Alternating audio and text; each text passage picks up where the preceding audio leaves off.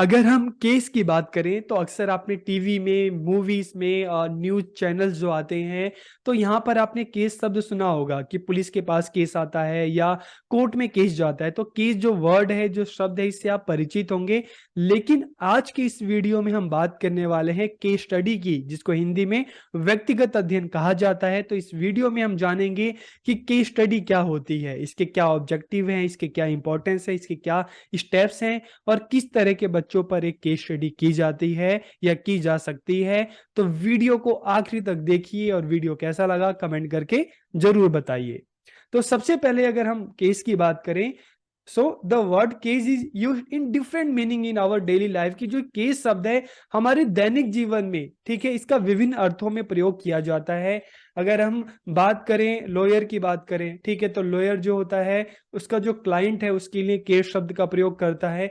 इसी तरीके से अगर डॉक्टर की बात करें तो डॉक्टर किसके लिए इस शब्द का यूज करता है? पेशेंट के लिए, जो उसका रोगी होता है, जो मरीज होता है, उसके लिए केस शब्द का प्रयोग करता है।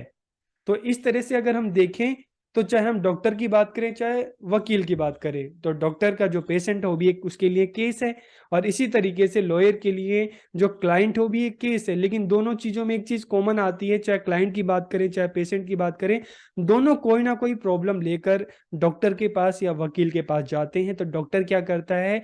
पूरी स्टडी करता है पेशेंट के बारे में, पूरी जो उसकी चेकअप करता है उसके बारे में इंफॉर्मेशन लेता है, ठीक है। इसी तरीके से अगर लॉयर की बात करें तो क्लाइंट के बारे में जो केस है, ठीक है, उसकी जो प्रॉब्लम्स है उसके बारे में पूरी बात करता है, उसको जानता है, समझता है, फिर किस तरह से इस प्रॉब्लम का सॉल्यूशन हो सकता है वो बताता है। लेकिन इसके लिए वो क्या करता है?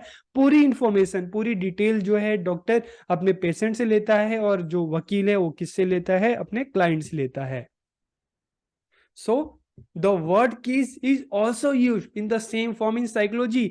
कि सिर्फ डॉक्टर की बात करें, मेडिकल की बात करें या लॉ की बात करें, यहां पर ही नहीं बल्कि साइकोलॉजी में, मनोविज्ञान में भी केस शब्द का प्रयोग किया जाता है। तो क्वेश्चन है कि मनोविज्ञान में किया तो जाता है, लेकिन किसके लिए किया जाता है? तो इसका आंसर भी है कि जिस तरह से हम बात करें like a patient of a doctor and client of a lawyer, such a person who suffer from any educational or psychological problem can be considered as a case. कि जिस तरह से डॉक्टर के रोगी की बात करें, वकील के मुवक्किल की बात करें, ऐसे ही शिक्षा के क्षेत्र की बात करें, तो जो भी बच्चा है, जो भी स्टूडेंट है, उसकी कोई एजुकेशनल प्रॉब्लम है, ठीक है, या साइकोलॉजिकल प्रॉब्लम है, उसको केस समझा जाता है। तो उसकी जो स्टडी की जाती है, उसकी क्या प्रॉब्लम है, ठीक है, उसकी प्रॉब्लम को जानने के लिए उसकी पूरी हिस्ट्री, उसका जो प्रेजेंट है, उसको अच्छे से जाना जाता है, समझा जाता है, फिर ताकि उसकी प्रॉब्लम का पता चल सके और किस तरह से उसका सॉल्यूशन हो सकता है उसका पता चल सके। तो इसीलिए उसकी पूरी स्टडी की जाती है। तो इसी स्टडी को केस स्टडी कहा जाता है। So he she is well studied with respect to that problem. कि उसका उस समस्या के संबंध में अच्छी प्रकार से अध्ययन किया जाता है। किसका? अगर एजुकेशन की बात करें तो स्टूडेंट का। Such a study in which past history, present situation and future possibilities of a person are expressed is called case study। कि ऐसा अध्ययन जिसमें किसी बच्चे का बीता इतिहास है, बीता कल है, उसकी जो वर्तमान स्थिति है और जो भविष्य संभावना है व्यक्त होती है, इस तरह की स्टडी को, इस तरह के अध्ययन को केस स्टडी या व्यक्तिगत अध्ययन कहा जाता है। तो हमें केस स्टडी के बारे में क्या समझ में आया? Case study is the method of behaviour study in which a particular person or student studies in his environment. कि बच्चे का उसके एनवायरमेंट में, चाहे स्कूल की बात करें चाहे घर की बात करें, उसके एनवायरमेंट में उसकी स्टडी की जाती है। So as a whole, so that information about all aspect of his behavior and personality can be obtained। कि व्यक्तिगत अध्ययन में जो बच्चा है उसके व्यवहार की स्टडी की जाती है उसके एनवायरमेंट में, ठीक है, जिस एनवायरमेंट में वो रहता है, चाहे स्कूल की बात करें चाहे कॉलेज की बात करें, ताकि उसकी जो व्यक्तित्व है, उसकी जो पर्सनैलिटी, उसके सभी एस्पेक्ट की जो है जानकारी है टीचर को मिल सके। क्योंकि प्रॉब्लम्स का पता चलेगा, सारी सिचुएशन का पता चलेगा, तभी आप एक अच्छा सॉल्यूशन बच्चों को दे सकते हैं। तो क्वेश्चन ये भी आता है कि किन बच्चों पर स्टडी की जाती है। तो देखिए, क्लास में बहुत सारे बच्चे हैं जो पढ़ने में कमजोर होते हैं, वीक होते हैं, उनकी जो पेस ऑफ लर्निंग बाकी बच्चों से बहुत ज़्यादा कम होती है, तो ऐसे बच्चों पे आप कर सकते हैं। जो क्रिएटिव बच्चे हैं आप क्रिएटिव बच्चों पे भी कर सकते हैं। जो गिफ्टेड चाइल्ड हैं आप उन पर भी कर सकते हैं। और इसके अलावा जो डेलिकेंट चाइल्ड हैं, जो आपराधिक प्रवृत्ति के जो बच्चे होते हैं, इन पर भी आप इस तरह की जो स्टडी है कर सकते हैं। मतलब क्लास में बच्चे को आप देखिए कि ऐसा कौन सा बच्चा है जिसका बिहेवियर है, जिसकी आदतें हैं बाकियों से अलग हैं, तो हट के हैं। तो ऐसे बच्चों पर उनके बारे में जानने के लिए, पता लगाने के लिए कि कोई बच्चा अगर क्लास में बहुत ज्यादा शैतानी कर रहा है तो क्यों कर रहा है, ऐसा क्या रीजन है, स्कूल में किस तरह का उसका एनवायरनमेंट मिल रहा है, क्लास में उसके फ्रेंड कैसे हैं, उसके घर का एनवायरनमेंट कैसा है, तो पूरी आप डिटेल स्टडी कर सकते हो ताकि उस प्रॉब्लम का आपको पता चले, उसके हिसाब से आप उसको सॉल्यूशन दे सको। तो अभी तक आपको केस स्टडी का मतलब समझ में आ गया होगा। और सिर्फ एक केस स्टडी बच्चों पर ही नहीं होती, आप किसी एक ऑर्गेनाइजेशन पर, किसी स्कूल पर, किसी इंस्टीट्यूट पर भी आप उसको कर सकते हैं। अब क्वेश्चन आता है कि what information should be collected about the person in case study.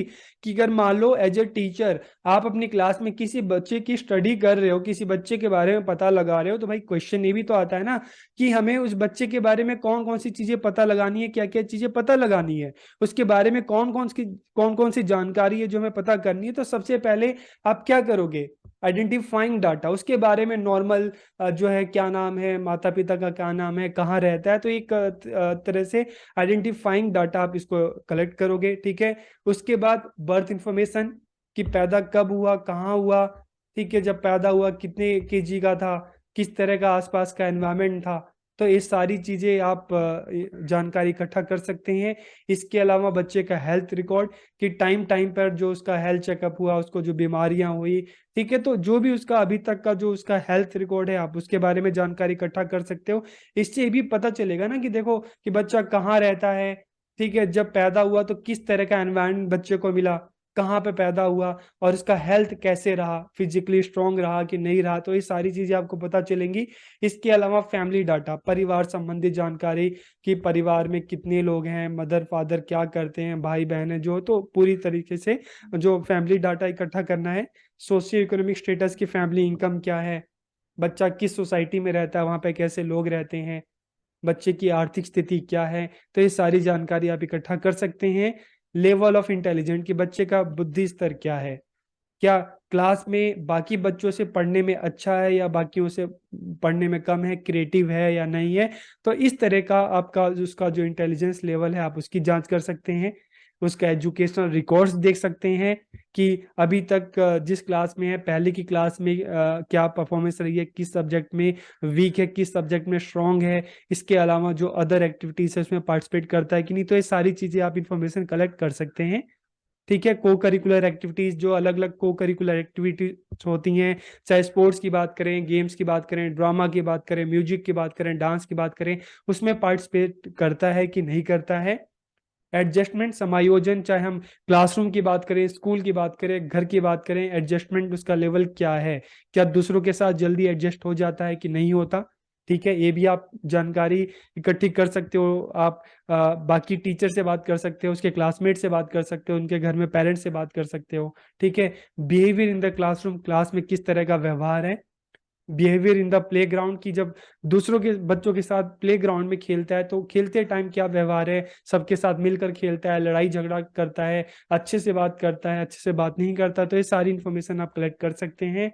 Personally trait, उसके व्यक्तित्व के गुण, क्या उसमें लीडरशिप क्वालिटी है, क्या सबसे सही से बात कर सकता है, क्या सबके साथ मिलकर रहता है। ठीक है, तो इस तरह की जो उसकी पर्सनैलिटी ट्रेट्स जो है, उसका बिहेवियर जो है, आप इसका भी पता लगा सकते हैं।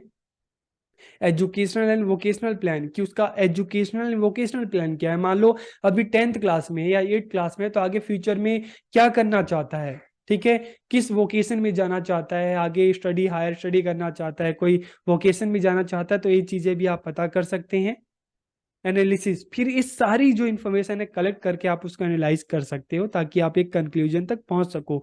तो आप किसी भी बच्चे की केस स्टडी करो तो आप ये सारी जो इन्फॉर्मेशन मैंने पॉइंट्स बताए हैं, तो इस बेस पर आप उसकी स्टडी कर सकते हो। ठीक है, तो नेक्स्ट क्वेश्चन आता है steps of the case study की केस स्टडी के चरण।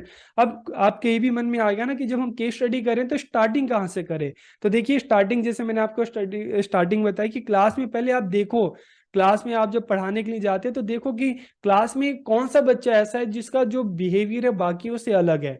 मान लो कोई बच्चा बिल्कुल चुपचाप बैठता है, ठीक है, तो पहले आप देखो क्लास में ऐसा कौन सा बच्चा है कि बिल्कुल चुपचाप बैठ रहा है, या कौन सा बच्चा है जो लड़ाई झगड़ाई करता रहता है। ठीक है, तो इस तरह से आप देखो कि क्लास में कौन सा बच्चा है जिसका बिहेवियर जो आदतें बाकियों से अलग है। तो पहले केस को देखो, समझो, फिर आप सेलेक्ट द प्रॉब्लम कि बच्चे के बारे में, अगर बच्चा चुपचाप बैठता है, किसी से बात नहीं करता, डरा डरा सा रहता है, तो फिर जब आप उसकी प्रॉब्लम को क्या करो, बच्चों को देखो, उसकी प्रॉब्लम्स का मान लो आपको पता चल गया, तो उसके बाद नेक्स्ट क्या है, finding out the causes of the problem, कि समस्या का कारण पता लगाना है। अब आपको क्या नेक्स्ट है कि उस समस्या को, मान लो बच्चों को आपने आइडेंटिफाई किया, उसकी प्रॉब्लम को भी आपने सेलेक्ट कर लिया कि बच्चा चुपचाप रहता है, बोलता नहीं है, तो आप क्या है कि उसकी समस्या का कारण पता लगाना है। कैसे पता लगाओगे, आप इंटरव्यू के थ्रू कर सकते हो, क्वेश्चनियर के थ्रू कर सकते हो, आप उनके टीचर से बात कर सकते हो, क्लासमेट से बात कर सकते हो, जो बच्चे को जानता है उनसे बात कर सकते हो,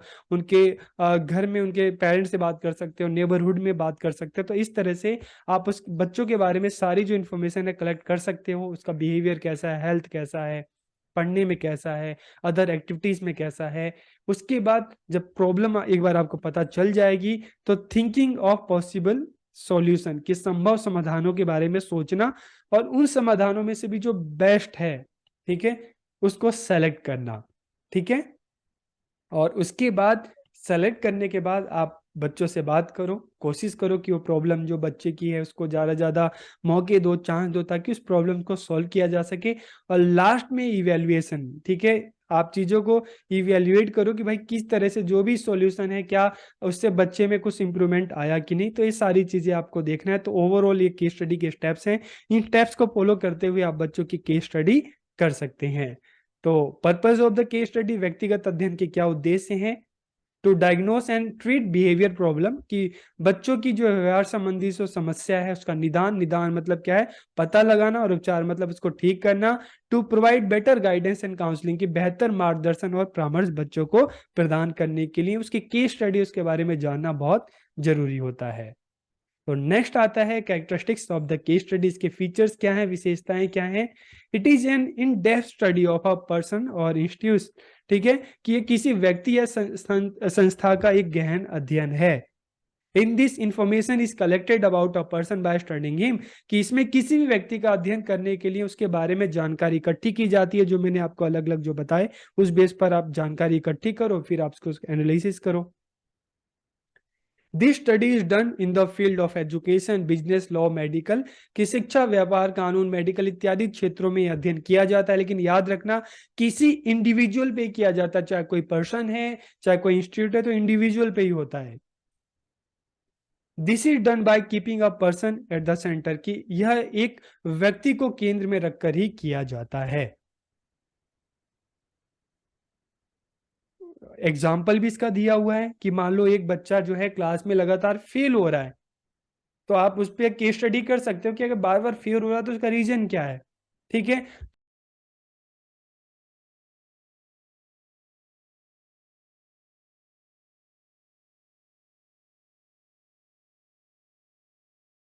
आपको पता चलेगा कि भाई बार बार फेल क्यों हो रहा है। वो खुद पढ़ने में ध्यान नहीं दे रहा, बाकी बच्चे पढ़ा नहीं रहे, क्लास का, स्कूल का एनवायरनमेंट अच्छा नहीं है, घर का एनवायरनमेंट अच्छा नहीं है, घर पे उसको मौका नहीं मिल रहा पढ़ने का, या बुरी आदतों में फंस गया है। तो इससे आप एक रिजल्ट पे पहुंच जाएंगे कि बच्चा अगर फेल हो रहा है तो उसका क्या रीजन है, उस हिसाब से आप बच्चों को गाइड कर सकते हैं। अब एडवांटेजेस ऑफ केस स्टडी की, व्यक्तिगत अध्ययन के क्या लाभ हैं। So in this everything related to the behaviour of a child studies in his environment, कि इसमें एक बालक के व्यवहार से जुड़ी सभी बातों का उसके परिवेश में अध्ययन किया जाता है। This study makes possible the knowledge about the behaviour of the child and reason, कि ये इस अध्ययन में बालक के जो व्यवहार है उसके कारणों के बारे में जो ज्ञान है वो संभव हो पाता है, उसके बारे में पता चलता है कि यार बच्चे का इस तरह का व्यवहार है, बच्चा बहुत शैतानी करता है, दूसरों को मारता है, परेशान करता है, तो क्यों करता है? बच्चा क्लास में अगर बस चुप चुप बैठता है, डरा रहता है, तो क्यों रहता है? तो इससे आपको बच्चे की प्रॉब्लम, उसके रीजन क्या है, इनके बारे में आपको पता चलेगा। So this method is useful in studying the behaviour of problematic and maladjustment children and providing proper help in their adjustment, की इस तरह से देखते हैं कि जो बच्चे जो हैं जिनकी कोई प्रॉब्लम है उसके बारे में ना केवल पता चलता है बल्कि हम उसको एक अच्छा सॉल्यूशन भी दे सकते हैं कि किस तरह से उनकी प्रॉब्लम ठीक हो सकती है। So the result of the study in this method can be more reliable because of the careful preparation, की इस अध्ययन में आप बिल्कुल आपकी अपनी मेहनत है, आप फील्ड में जाकर डाटा इकट्ठा कर रहे हो, तो इसलिए ये जो स्टडी है बहुत ज़्यादा रिलायबल है, विश्वसनीय, क्योंकि इसमें आपकी पूरी मेहनत लगी होती है। ठीक है, तो आज की इस वीडियो में हमने केस स्टडी की बात की कि केस स्टडी क्या है, इसकी क्या इंपॉर्टेंस है, इसका क्या पर्पज है, इसके क्या स्टेप्स हैं। तो वीडियो आपको कैसा लगा कमेंट करके जरूर बताइए। आप सबका बहुत बहुत धन्यवाद।